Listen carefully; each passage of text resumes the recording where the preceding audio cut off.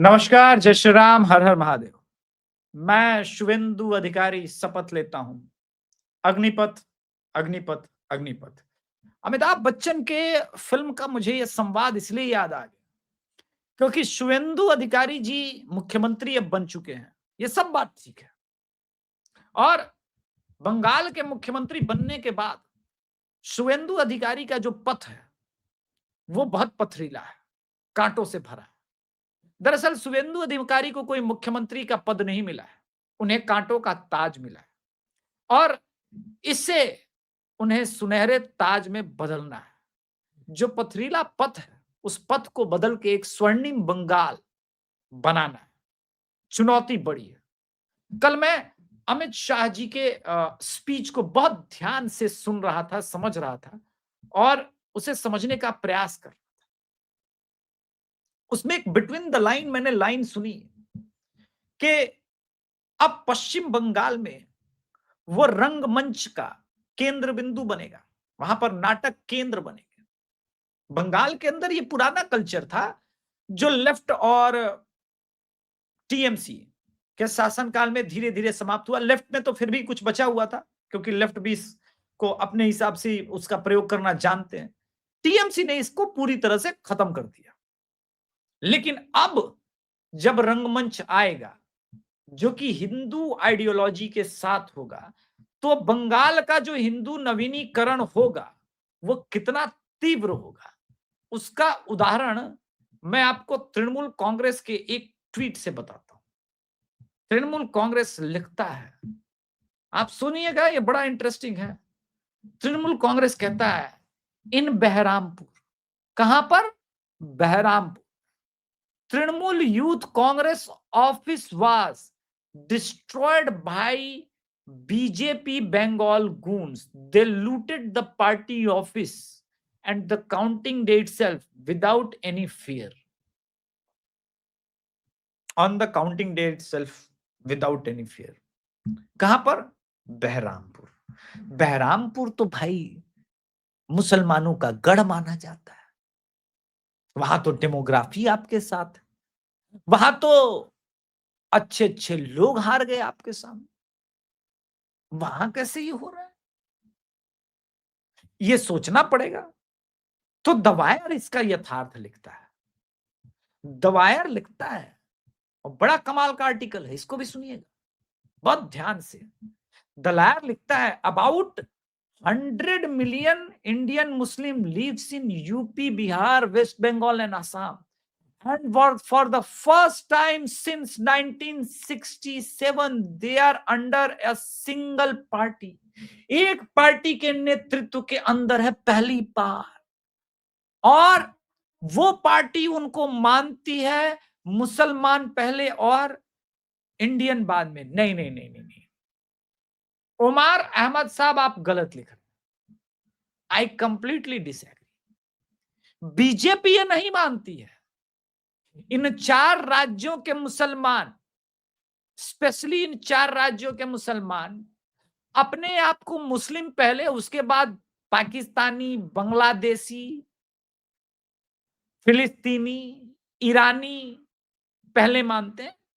उसके बाद अगर कुछ बचा तो देवबंदी, पशमंदा, फलाना ढिमकाना पहले मानते हैं, और उसके बाद कुछ बचा तो भारतीय मानते। मुर्शिदाबाद में मदीना मस्जिद है। मैं पूछना चाहता हूं देश के 100% मुसलमानों से, कौन नहीं जानता कि मदीना मस्जिद हिंदू मंदिर है?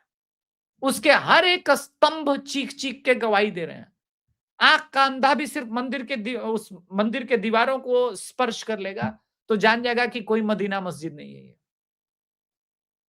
किसी मुस्लिम ने ये बोला कि नहीं नहीं, हमसे अपराध जो पूर्व में जिन्होंने भी किया होगा, हम आपके मंदिर को लौटाते हैं, ये हमसे अपराध हुआ।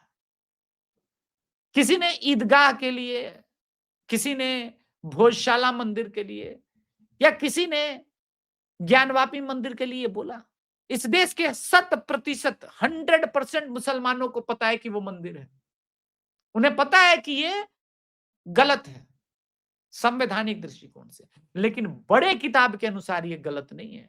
वो सिर्फ चुगलबाजी राम मंदिर को लेकर के चल रही थी कि नहीं नहीं, जहां पर पहले से मंदिर मौजूद हो वो तो पाक जगह नहीं होती मुसलमानों के हिसाब से, तो वहां पे तो मस्जिद ना ना ना ना ना, वहां पे तो नहीं बन सकती, इसलिए बाबरी मस्जिद हमारा। वो भी छल ही था। और आज भी आप देखिए इस देश के आपको करोड़ों मुसलमान, मैं लाखों नहीं बोल रहा हूं, करोड़ों मुसलमान कहते मिल जाएंगे कि जिस दिन हमारी सरकार आएगी, सत्ता में आएंगे, हम राम मंदिर गिरा देंगे। इसलिए आप भुलावे में रहते हो, हम भुलावे में नहीं रहते। हाँ, एक और अविवाहित आदमी ही चीफ मिनिस्टर बन रहा है, ये आपके लिए टेंशन की बात। मोदी, योगी, शुवेंदु, तो राजनीति में शुवेंदु अधिकारी अब क्या करेंगे ये समझना बाकी है। मुझे लगता है कि पश्चिम बंगाल का मुगल डायनेस्टी ही समाप्त नहीं हो रहा है। भारत के केंद्र बिंदु में एक बड़ा बदलाव होने जा रहा है। आज तक हिंदुत्व की राजनीति की पाठशाला लोग नागपुर को या गुजरात को या मध्य प्रदेश को कहते थे, क्योंकि यहां संघ बहुत मजबूत रही है। लेकिन ये केंद्र बिंदु बदलने वाला है, मैं लिख के देता हूं, गारंटी बताता हूं, कोई बहुत ध्यान से सुने और समझे इस बात को। पश्चिम बंगाल ये पूरे पूर्वोत्तर राज्यों के लिए नहीं, पूरे भारत के लिए, क्योंकि जो बंगाल का राष्ट्रवाद है वही सनातन है, और अरविंदो घोष को लोग पढ़ना भूल गए। इसलिए एक बार फिर से समझिए, पुनः सनातन की स्थापना हुई है। बंगाल में भाजपा थोड़ी न जीती है।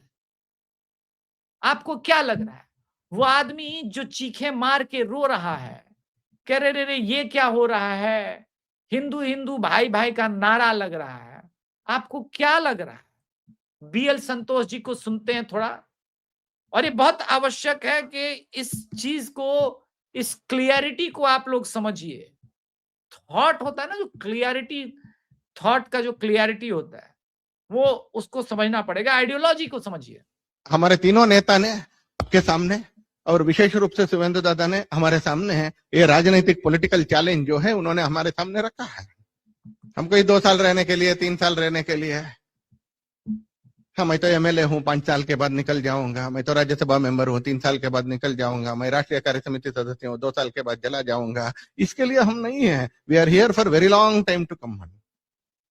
अगर कुछ लोगों का आयु हो गया है तो इफ यू आर एज्ड, तो आपके बाद आपका नया जनरेशन यहाँ for a very long time to come यहाँ रहने वाला है।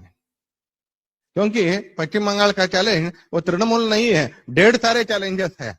अभी हमारे लिए पॉलिटिकल चैलेंज तृणमूल है, वो तो कभी समाप्त होगा ना, वो कभी समाप्त होगा। यहाँ के समाप्त होने की दिशा में ही वो चल रहे हैं, क्योंकि too much is always too bad, ऐसे इंग्लिश में एक शब्द है। तो ओवर पॉलिटिकिंग यानी कहीं आ जाता है, शुरू होता है, वो शुरू होना शुरू हो गया है। त्रिपुरा में हमने दिखाया है उनको। If you do too much, what is going to happen in democracy? Democracy कभी भी एक मिडिल लाइन पर चलता है। कौन सा लाइन पर चलता है? कौन सा लाइन पर चलता है? थोड़ा दोहरा ही है, चिंता नहीं है। कौन सा लाइन पर चलता है? Democracy doesn't accept extremes. किसको एक्सेप्ट नहीं करेगा? एक्सट्रीम्स को डेमोक्रेसी एक्सेप्ट नहीं करेगा। कुछ दिनों के लिए मिल सकता है, लेकिन कुछ दिनों के बाद लोग इसको डंप कर देते हैं।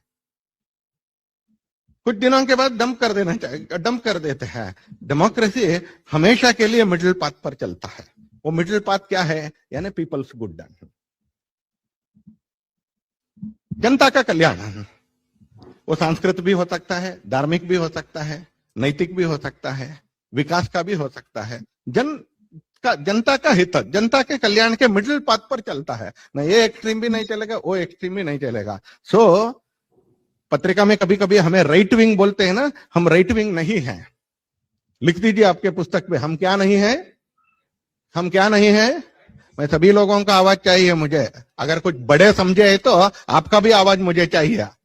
हम क्या नहीं है, हम क्या नहीं है, हम राइट विंग नहीं है, क्योंकि हिटलर राइट विंगर था। हिटलर राइट विंगर था, हम राइटिस्ट नहीं है, हम नेशनलिस्ट है। हम क्या है? हम क्या है? हम राष्ट्रवादी है। हम क्या है? हम राष्ट्रवादी है। मैं यही सुनाना चाहता था आपको कि हम राष्ट्रवादी हैं। और राष्ट्रवादी जो है ना, वो राइटिस्ट नहीं होता, लेफ्टिस्ट नहीं होता, सेंट्रिस्ट नहीं होता। इस बात को समझिए। उदाहरण देते हैं, केरला से है लेकिन है बंगाल के ही संदर्भ में। इस उदाहरण को समझिएगा। अगर आप एक राष्ट्रवादी हैं तो समझ पाएंगे, अगर आपने अपना राष्ट्रवाद त्याग दिया है तो आप समझ नहीं पाएंगे इस वीडियो का मंतव्य। इस वीडियो को बहुत ध्यान से देखिए। इस वीडियो में आपको स्टालिन नजर आ जाएगा, लेकिन एक नाम और नजर आएगा, वो भारत के हैं, भगत सिंह जी। अब जरा देखिए।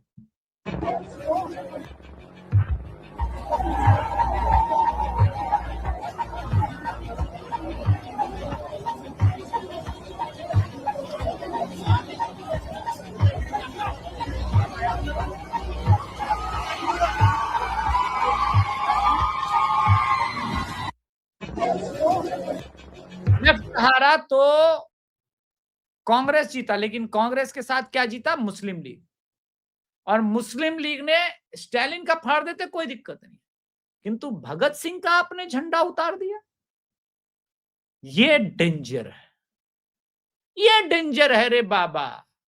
जो राहुल गांधी कहते हैं ना कि मुस्लिम लीग के साथ सेकुलर अलायंस में जीते। आप सोचिए, पूर्वी पाकिस्तान पश्चिमी पाकिस्तान बंटने के बाद भी इस देश में संभावित रूप से एक स्टेट के अंदर होम मिनिस्ट्री जैसा इंपॉर्टेंट पद इस बार मुस्लिम लीग के पास होगा। कितनी खतरनाक बात है।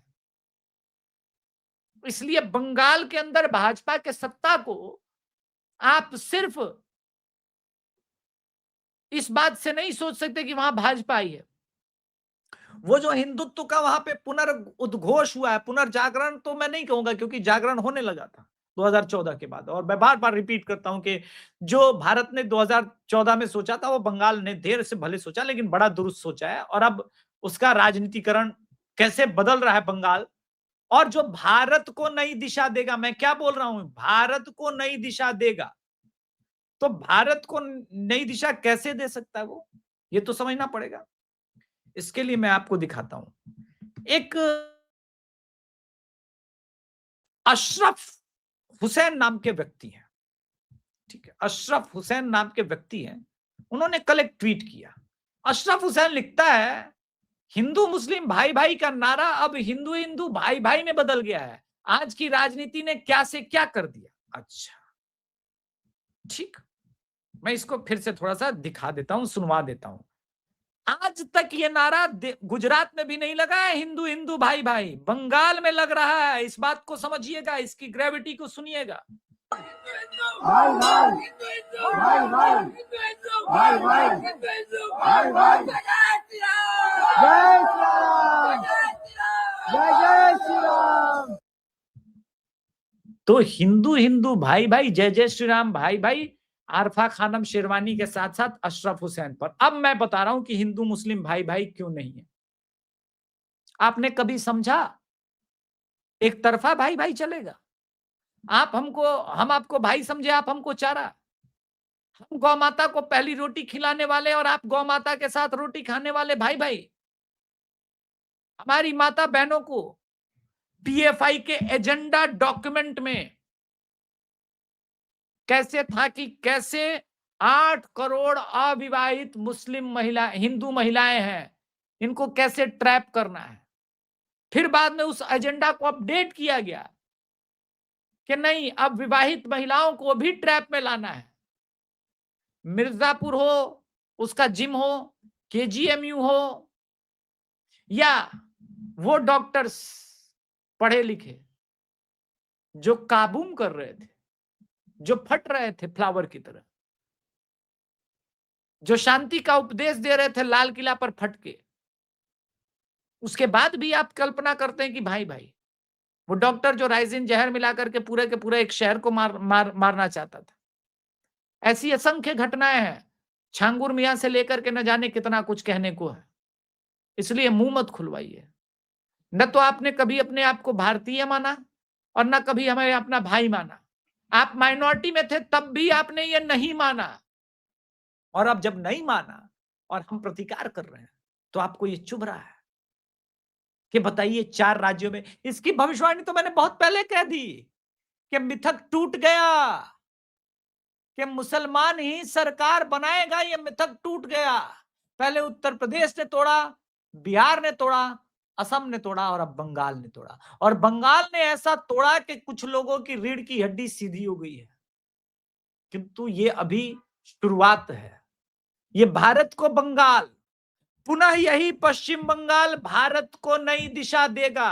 और ये बात ठीक है कि जिसने कहा कि बंगाल जो आज सोचता है भारत 10 साल बाद सोचेगा, ये वापस आएगा। ये दौर स्वर्णिम बंगाल का दौर वापस आएगा। और ये मैं ऐसे नहीं कह रहा हूं, स्वर्णिम बंगाल का दौर इस कारण भी वापस आएगा क्योंकि ममता बनर्जी ने जो कश्मीर बनाया, उससे बुरा जो बनाया, अब वो बदल गया। आपको पता है, वेस्ट बंगाल पुलिस जो मोहम्मद जुबीर को फॉलो करती थी, जो ममता बनर्जी को फॉलो करती थी, अचानक वेस्ट बंगाल की पुलिस जो है वो फॉलो करने लगी है किसको? गृह मंत्रालय को, अमित शाह जी को। और अल्ट न्यूज और मोहम्मद जुबीर को अनफॉलो भी कर दिया। मैं बार बार कहता हूं कि पुलिस वालों की दोस्ती भी अच्छी नहीं है, दुश्मनी तो कतई अच्छी नहीं। अब तो दुश्मनी है, दोस्ती तो पहले थी। अब तो मालिक के नजर में लॉयल बने रहना है ना। इसको उत्तर प्रदेश के संदर्भ में समझिए। उत्तर प्रदेश की पुलिस कभी आजम खान का खोया हुआ भैंस ढूंढती थी, जवाहर पार्क को राम वृक्ष यादव से आजाद कराने में गोली खा के लौट के आती थी। अब उत्तर प्रदेश की पुलिस अजय पाल शर्मा जैसे लोग नेशनल आइकॉन बन रहे हैं। क्या बदला? क्या बदला उत्तर प्रदेश में? सत्ता चलाने का जो थॉट प्रोसेस था, जो थिंकिंग थी, वो बदल गई। तो पश्चिम बंगाल भारत की राजनीति को बदलने वाला है। कुछ लोगों को लगेगा कि बंगाल पर शो ज्यादा होंगे या ज्यादा हो रहे हैं। अभिषेक जी, मैं आपको बताऊं कि बंगाल पर शो अब तो 2028 तक आपको देखने को मिलेंगे। हाँ, फ्लो इतना अधिक नहीं होगा, यूपी चुनाव है, देश के चुनाव है, अन्य चीजें हैं। उत्तर प्रदेश की लड़ाई देश के लिए, और मैं कहता हूं विजन 2047 के लिए, यह बड़ा बहुत महत्वपूर्ण है। अगर कलकत्ता बंगाल इलेक्शन पलासी युद्ध 2 था जिसे हम भारतीय इस बार जीते, तो मैं मानता हूं कि इस बार का उत्तर प्रदेश चुनाव बक्सर युद्ध है। और यह युद्ध भी जीतना उतना ही आवश्यक है, इनफैक्ट कहीं आवश्यक है, हिंदुत्व के लिए, राष्ट्रवाद के लिए। जो मैंने कहा कि हम राइट विंगर नहीं है। तो बहुत कुछ बोला है अमित शाह जी ने, बहुत कुछ कहा है, और ये बताता है कि देश के प्रधानमंत्री भी वहां पे हैं, अमित शाह जी भी है, और शुभेंदु अधिकारी अब जब मुख्यमंत्री बन गए, भले ममता बनर्जी अपने बायो में आज भी चीफ मिनिस्टर लिख ही रहे हैं, वो यादों में ही रह जाए। उनका बायो भले ही ऑनरेबल चीफ मिनिस्टर लिखा रह जाए, कोई मतलब नहीं बनता। ये तो ढिठाई है।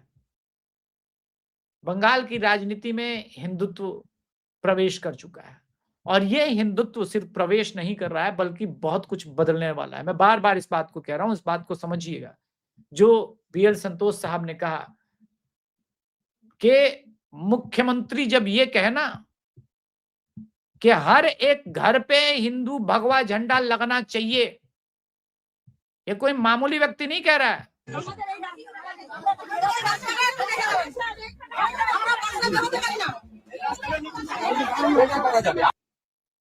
ये अब आएगा আগে ভাই বাঁচু বেঁচে থাকলে না আমরা সব হিন্দু ঘরে ধ্বজ লাগাতে হবে কাল সকালের মধ্যে सब हिंदू घरे ध्वज लगा देंगे।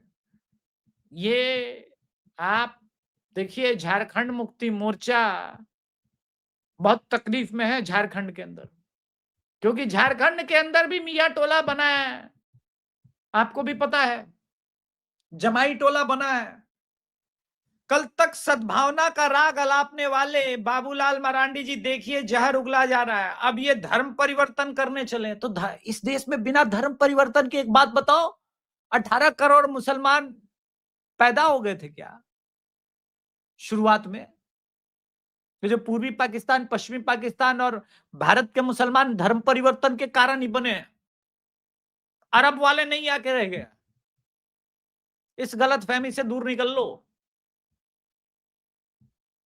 अब तो शुद्धिकरण आंदोलन होगा। अब तो असली शुद्धिकरण होगा। जो लोग समझ नहीं पा रहे हैं वो समझ नहीं पा रहे हैं, वो बहुत कान के कच्चे हैं, आंखों से उनको दिख नहीं रहा है। नई सरकार आने से पहले रुझान शुरू है, और रुझान कितने क्लियर हैं इस बात को समझने का आपके पास अगर विजन है तो समझो। पश्चिम बंगाल में दिलीप घोष की सरकार गठन से पहले ही उन्होंने बोल दिया कि बीजेपी के सीनियर नेता ने जो बोला है कि अल्पसंख्यक मामलों से जुड़ा मंत्रालय किसे मिलेगा, तो बोला कि 80 साल से अल्पसंख्यक गरीब है, अशिक्षित है और क्रिमिनल है। शब्दों का चयन देखिए, गरीब है, अशिक्षित है और क्रिमिनल है। तो भाजपा की जिम्मेदारी नहीं है डेवलपमेंट के लिए उनकी। तृणमूल कांग्रेस के टाइम में 5200 करोड़ सिर्फ उनको मिलता था कि नहीं हो जाएगा डेवलप। तो वो बदल गया। इस बात को लोग अगर समझ पा रहे हैं तो ठीक है, अगर नहीं समझ पा रहे तो ये ठीक है। अंतिम बंगाल से एक वीडियो और प्ले करता हूं, और बंगाल के इस दर्द को अगर अब भी कोई सेक्युलर नेता जिसके अंदर अभी भी थोड़ी बहुत आत्मा बची है, सेकुलर तो आत्मा जीवित नहीं बचा, लेकिन अगर उसके अंदर थोड़ा बहुत राष्ट्र भारतीयता बची है तो ये सुने। पहले तो मैं बीजेपी को कांग्रेचुलेट करना चाहती हूँ। आपने बंगाल का ही नहीं, आपने बहुत सारे लोगों का जो अंदर से दबा हुआ तकलीफ है ना वो खत्म किया है। मेरी फैमिली 2007 में जब गोरखालैंड के आंदोलन बोल के मेरी माँ को मारा गया था, मेरे नानू को मारा गया था, इतने लोगों ने मारा। मेरी मम्मी को गन यहाँ पे रखा था तब। वही लोग अभी तक सत्ता में थे। अब बीजेपी के जीतने की वजह से वो लोग सारे सत्ता में नहीं रहे, अब वो लोग भी हार गए। तो बहुत खुश हूं मैं अंदर से कि बीजेपी ने जीता। उसके साथ साथ जो मेरी नानू तो अब नहीं रहे, उसको भी वो बोलते ना, क्या बोलते, जस्टिस मिला। मेरी मम्मी भी बहुत खुश है क्योंकि मेरी मम्मी को भी बहुत मारा गया था, पीटा गया था। बताओ क्या है संविधान, बताओ क्या है संवैधानिक अधिकार। संविधान संविधान रटते रहते हो ना, कहां था संविधान, और तुम कहां संविधान के साथ खड़े थे। एक और बात बताऊं, बुरा लगेगा सुन के, बंगाल में भाजपा जो है ना वो जानती है अपने लोगों के साथ खड़ा हो। तुम्हारे बस का नहीं है, बूते का नहीं है, तुम मूर्ख लोग कभी नहीं करोगे।